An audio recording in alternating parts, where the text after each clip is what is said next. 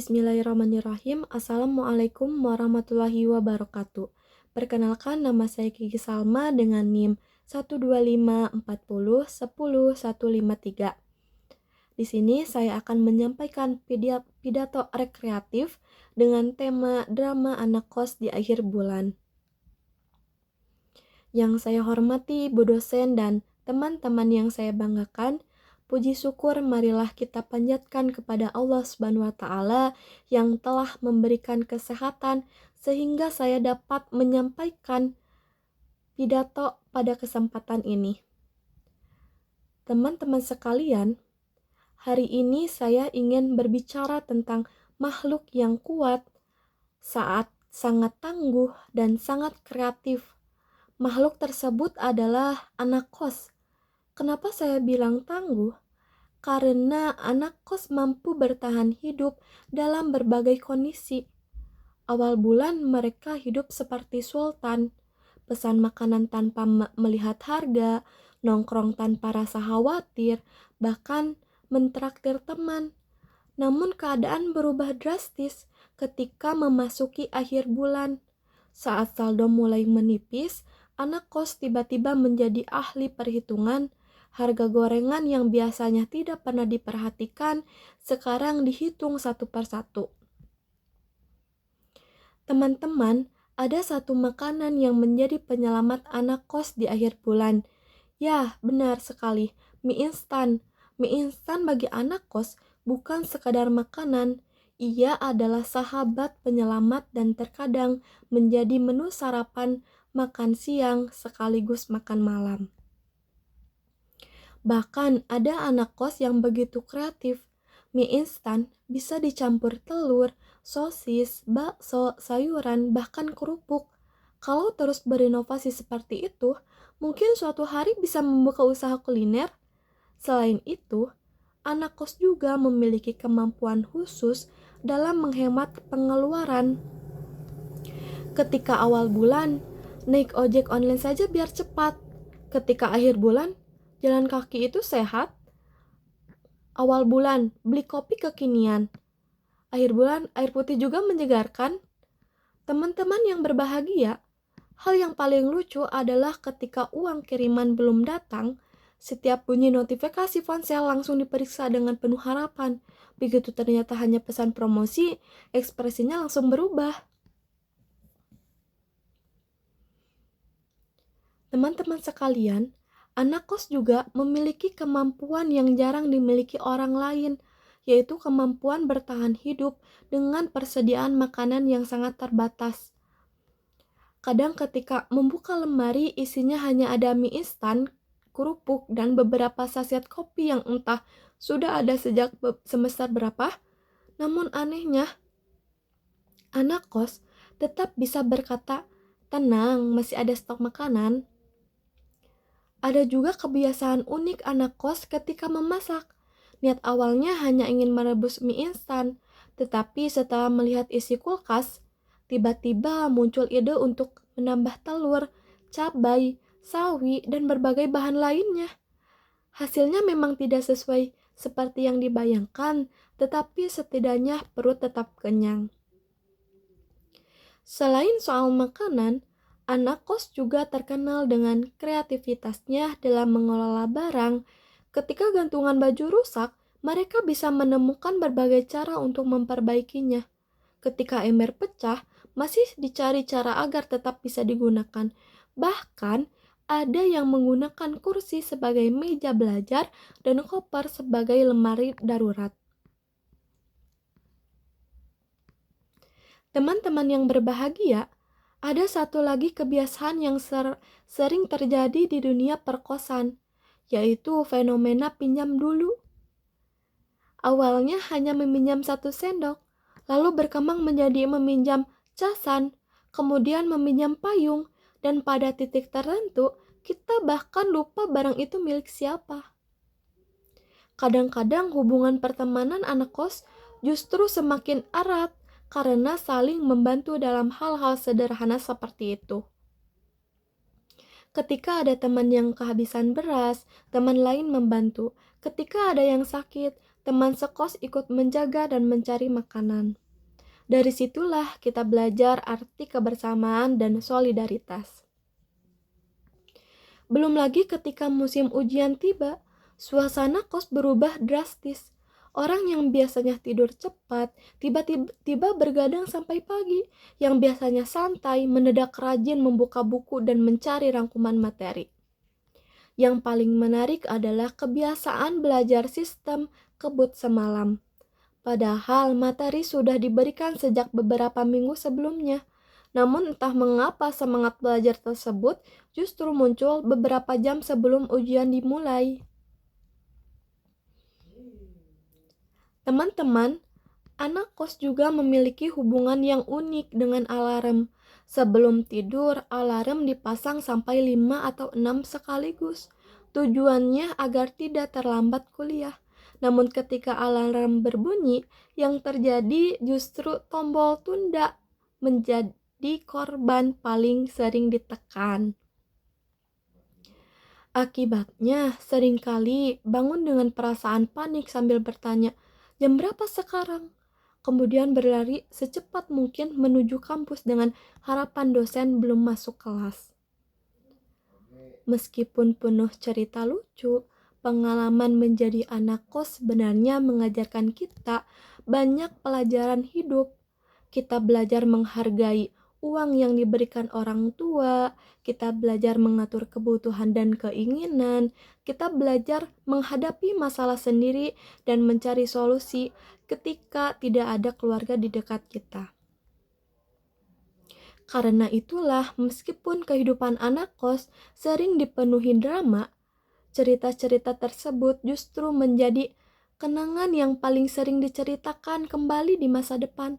Mungkin beberapa tahun lagi kita akan tertawa saat mengingat perjuangan mencari diskon makanan, menghitung sisa saldo, atau memasak mie instan bersama teman-teman kos. Bismillahirrahmanirrahim. Assalamualaikum warahmatullahi wabarakatuh.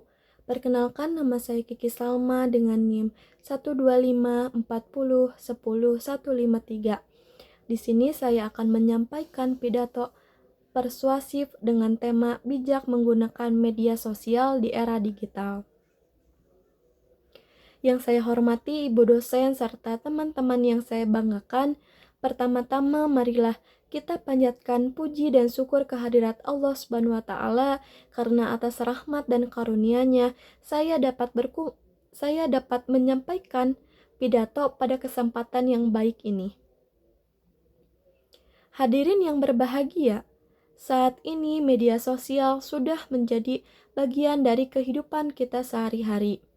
Ketika bangun tidur, banyak dari kita yang pertama kali membuka media sosial. Saat beristirahat, membuka media sosial.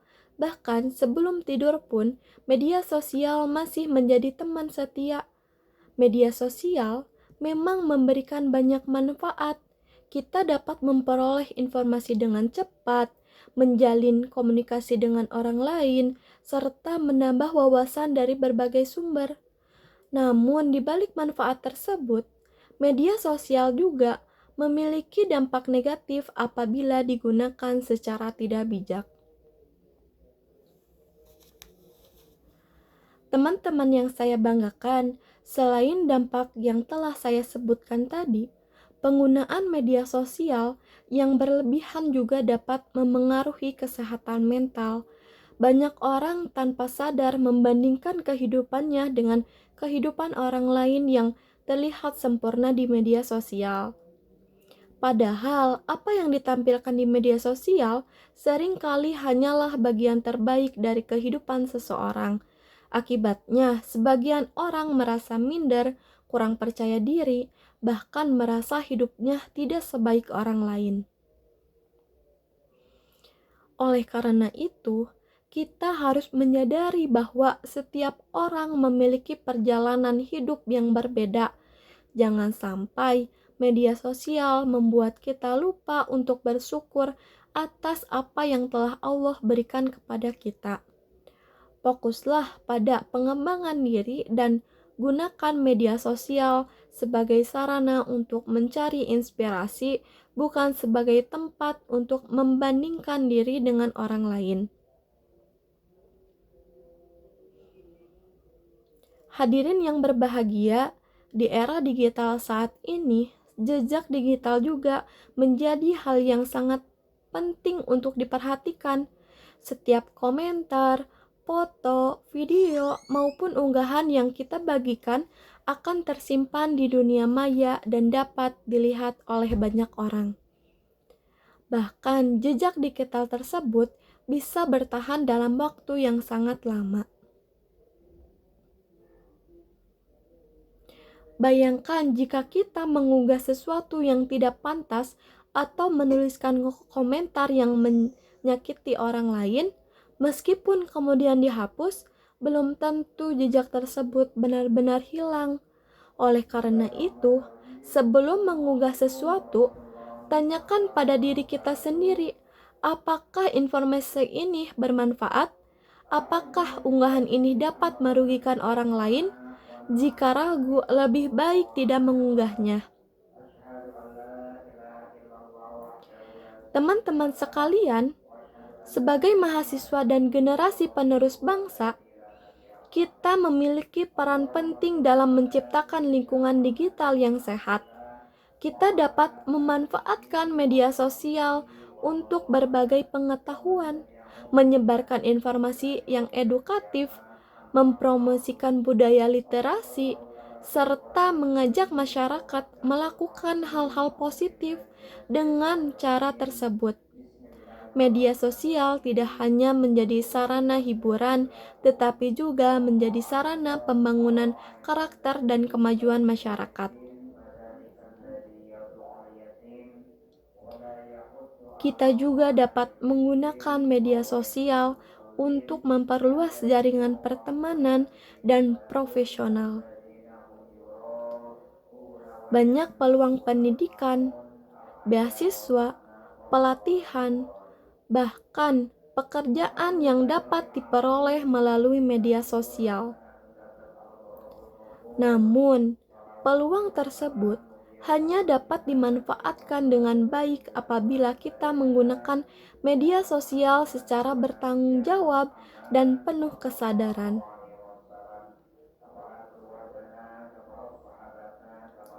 Hadirin yang saya hormati, marilah kita membiasakan diri untuk mengatur waktu menggunakan media sosial.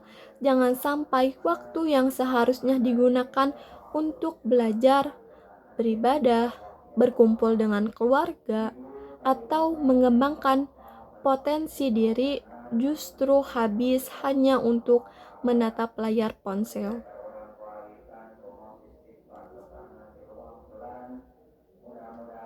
Gunakan media sosial seperlunya dan tetap seimbang dengan aktivitas nyata dalam kehidupan sehari-hari.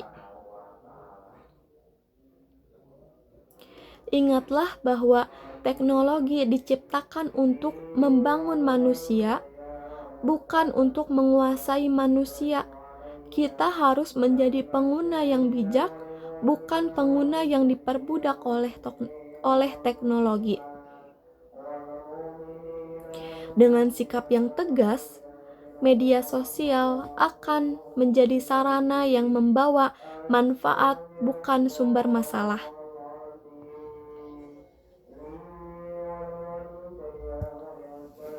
Sekian dari pidato yang dapat saya sampaikan. Mohon maaf bila ada kesalahan. Wassalamualaikum warahmatullahi wabarakatuh.